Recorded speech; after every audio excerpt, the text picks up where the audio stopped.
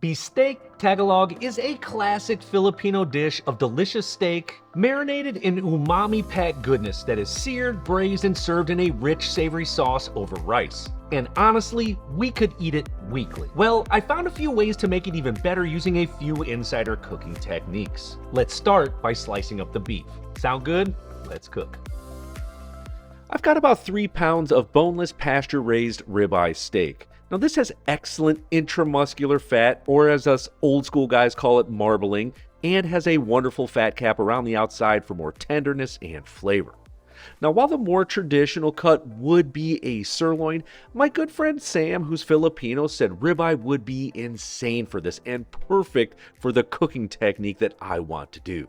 However, if you're looking to spend a little bit less, a flank steak or even a skirt steak, both thinly sliced, would be excellent options. Now to prepare the steak, we're just going to remove it from the plate, set it on the cutting board, and then I want to thinly slice it. The best options to do this are using a chef's knife or a boning knife. I'm going to use the latter.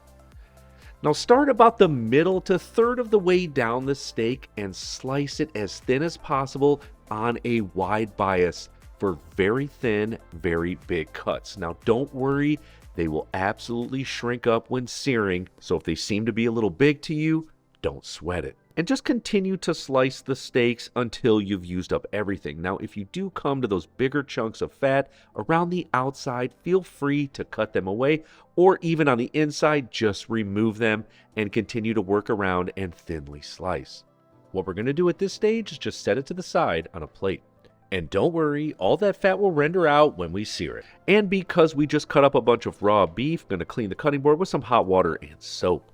And now for the marinade, I have a large bowl and I'm adding in a half cup of Filipino soy sauce, which is also known as toyo. Now you can pick this up from an Asian market or order it online, but the closest thing you'll get in a local grocery store is going to be dark soy sauce. However, regular soy sauce will work just fine as well.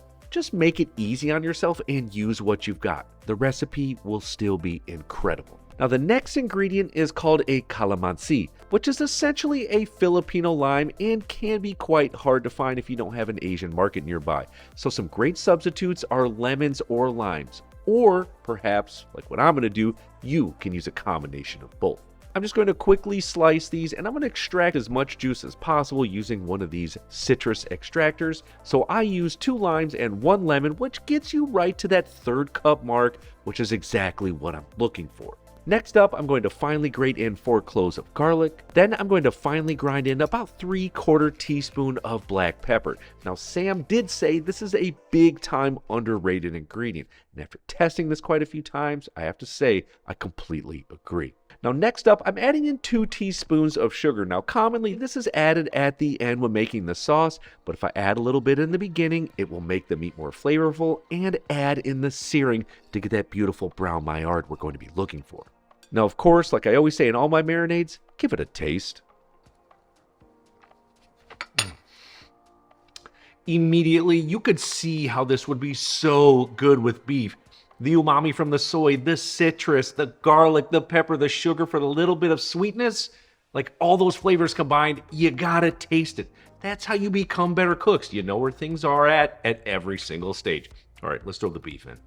At this stage, I'm going to add in the meat and gently mix it together, making sure not to tear apart any of those thin slices. We want them intact and as big as possible. Next up, I'm just going to cover it with plastic wrap and put it in the fridge to marinate for as little as 1 hour and up to 24 hours. Remember, the longer the marinade, the better. For me, I'm going overnight, which is going to be about 12 to 16 hours. And when you're ready to cook it, let's take it out. Looks and smells so good. We're just going to let it sit at room temperature just for a little bit to help take the chill off. But in the meantime, I'm going to show you how to make the most perfect rice of all time. In a 2-quart sauce pot, I'm going to add in 3 3/4 cup of water. Just going to crank the heat up to high. What we want to do is bring it to a boil. However, in the meantime, here's a great cooking technique I learned from a good friend from Egypt. We're going to toast up 2 cups of jasmine rice for 5 to 6 minutes in a 2-quart pot over low-medium heat. We're just going to stir it every 30 to 45 seconds. Now this process will help reduce cook time, it adds flavor, and prevents clumping. Now, I asked Sam about a traditional side dish outside of rice for the bistek, and he told me in Filipino cuisine, if there's another side dish, it's considered a main entree, so no need to do anything else. Now, when the rice is done cooking, it should look milky white like this. On the right is uncooked, and on the left is that toasted up, milky colored, toasted rice. Perfection. All right, once the water is boiling, we're going to add it right to the pot of rice. We're going to stir it and gently season it with a little salt to season it up. Then just simply add on a lid, cook it over low heat for 12 to 14 minutes. That's all. Once it is done cooking, remove the lid, and then using a fork, we want to fluff it up to break it up. And as you can see, no clumping whatsoever. Love this technique. And because I always want to make cooking more enjoyable, I'm going to try a little bit. Yep, it's perfect. All right, lid back on. We're going to set it to the side, and this can easily hold like this for up to 45 minutes. Let's head back over to the beef, and it's Dr. Chef Parisi time. We are going to strain it, so take out that beef, add it right to the strainer over that bowl. We want to preserve as much of that liquid as possible and dry out the meat for a touch better sear. Plus, that liquid in the bottom, we're going to use it in just a little bit. But first, another main ingredient to prep up are going to be onions, and commonly yellow or red are used. But for me, I'm going for sweet onions, and 2 of them. Now, my main reason for using these onions is they're served a little bit on the rawer side, and sweets have way less of that onion bite that you get from yellows and reds. So after you slice off the ends and peel it, we're going to slice them thick, but don't break them up. Leave them whole like this. I'll explain why in just a second, but first, let's smash and finely mince up 2 garlic cloves. All right, now it's time to cook, and pay close attention because it's going to move very fast. In a large carbon steel or cast iron skillet, I'm going to add in 2 to 3 tablespoons of a high smoke point oil, and for me, it's going to be avocado. We're going to turn the heat to high to medium high-ish, and once it begins to lightly smoke, we're going to add in those onions. Keep them whole, and we're just going to sear them on one side for about 2 minutes completely untouched. Them holding together will ensure at least one side develops a nice brown caramelized color across the whole thing. All right, let's come back with a spatula, flip it. Yeah, just that little bit of brown like this. This little technique adds so much more flavor to the final end of this dish, but it will still hold on to that coveted crunch that everyone wants. What we're going to do at this stage is set the onions to the side, and then let's head back over to the pan. Be sure there's enough oil to completely coat the bottom. And another key step is to make sure the smoke is rolling like this. And I'll tell you why in just a second. But first, let's start to add in those marinated slices completely across the pan. Now, we're only going to cook this for 20 to 30 seconds per side. So this pan needs to be insanely hot. We're looking for some browning, some of that Maillard, even if it's just a little bit around the outside edges. This just means more flavor into the dish. Hot pan, don't forget it.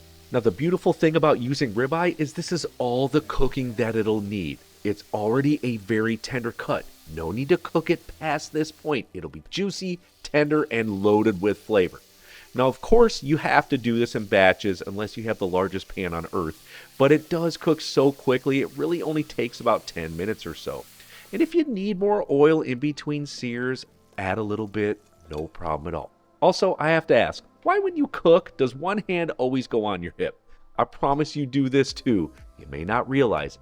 Just think about it the next time you're stirring something. It's hilarious. And if you want, you could also bro out and flip the steak with some tweezers, but tongs are just fine. Now, once all the meat is done cooking, let's set it to the side on a plate. We're going to add in a touch more oil, maybe just a teaspoon or so. And let's add in those 2 cloves of finely minced garlic. Turn the heat down to low. We're going to cook it just until it becomes fragrant, which only takes about 30 to 45 seconds. Now let's add in the leftover marinade, but we still need more sauce here. So I'm hitting it with an additional 1/4 cup of that Toyo Filipino soy sauce, the juice of 1 lemon, 1 teaspoon of sugar, and instead of the classical water, I'm adding in 1.5 cups of beef stock. I've got an awesome recipe you can check out if you want. This will just make it so much richer. Now, last but not least, don't forget a little bit of pepper. I'm going to grind in about a 1/4 teaspoon. Now what we're going to do is crank the heat up to high and boil for 2 to 3 minutes to reduce and concentrate those flavors. Now traditionally, this is when you would add back in the cooked sirloin because it's a tougher cut of meat. It needs time to tenderize. Now in the meantime, I'm going to make a slurry of 3 tablespoons of cornstarch mixed with 3 tablespoons of water. I want the sauce to be a little bit thicker so that it completely coat everything. I don't want it watered down. It's too delicious just to sink through to the bottom. So let's take the slurry back over to the cooktop. Sauce smells amazing. We're going to add in the slurry and it will immediately thicken up. And in the end, you'll have a very rich sauce that has beautiful viscosity just like this. And be sure to try it, just like everything. Now at this stage, we're going to add back in the beef and the onions and we're going to gently fold them together. The onions, while doing this, will break up naturally, which is what we want. Once it's completely coated, you know I have to try a little bit out.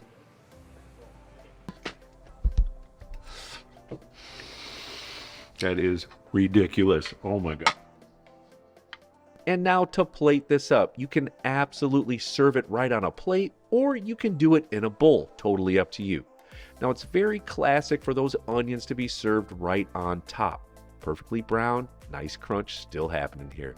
And of course, why not a little bit more sauce? And in not so classic nature, I'm just gonna hit it with a punch of green so some sliced green onions are going on top. No harm, no foul done. And of course, don't forget to serve it with the rice on the side, or you can serve the beefsteak right on top. It's totally up to you. But regardless, it's time to get in this.